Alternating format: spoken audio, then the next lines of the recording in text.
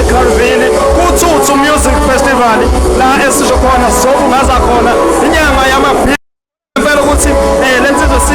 sikhuluma nobaba umntaka baba la futhi sikhuluma noKhangethi la futhi ukanitholakala uGcamalaza Ntomsengilanga elijongo ulozolo mfowethu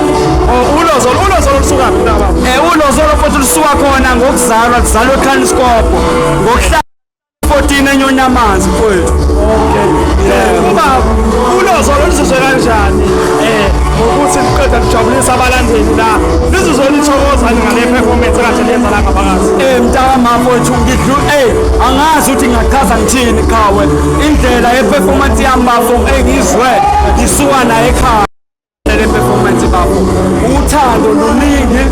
nangendlela engiphathwe ngayo kahle khona la bafowethu ngiphathwe ngale ndlela edlula ukukhaza ngiphathwe kahle kakhulu bafowethu ngiyabona lokho iperformance yami inkulu inamandla iyathandeka nami ila kumina egazini bafowethu